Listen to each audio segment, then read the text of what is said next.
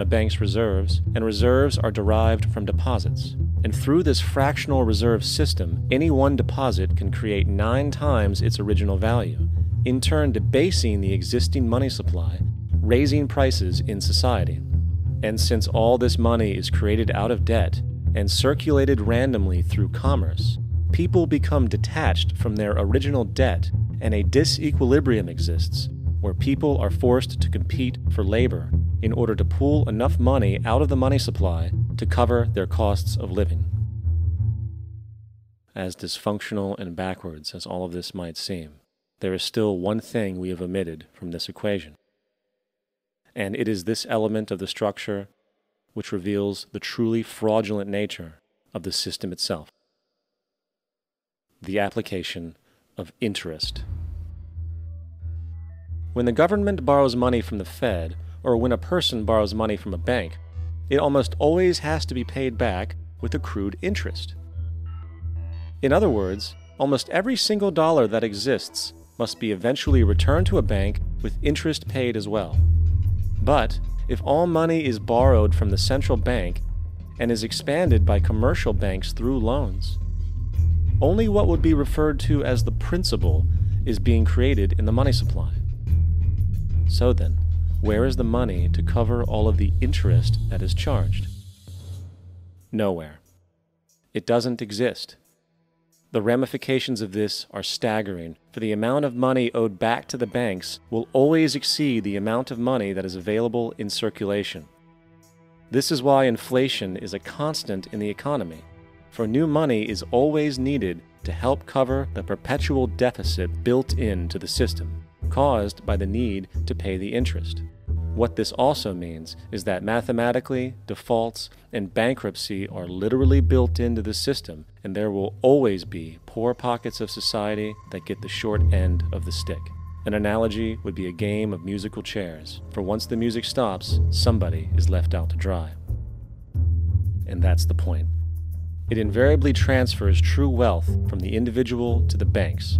For if you are unable to pay for your mortgage, they will take your property. This is particularly enraging when you realize that not only is such a default inevitable due to the fractional reserve practice, but also because of the fact that the money that the bank loaned to you didn't even legally exist in the first place.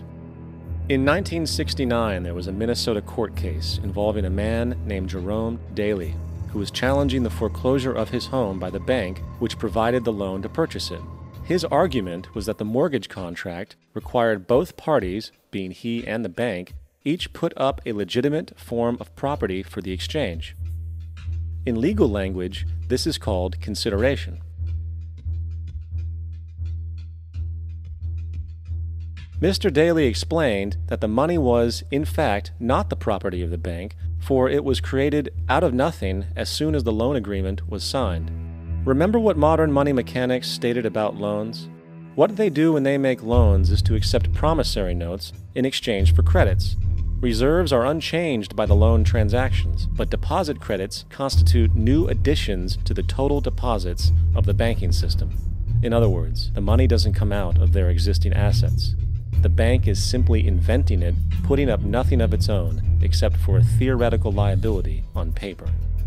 As the court case progressed, the bank's president, Mr. Morgan, took the stand, and in the judge's personal memorandum, he recalled that the plaintiff, bank's president, admitted that, in combination with the Federal Reserve Bank, did create the money and credit upon its books by bookkeeping entry. The money and credit first came into existence when they created it. Mr. Morgan admitted that no United States law or statute existed which gave him the right to do this.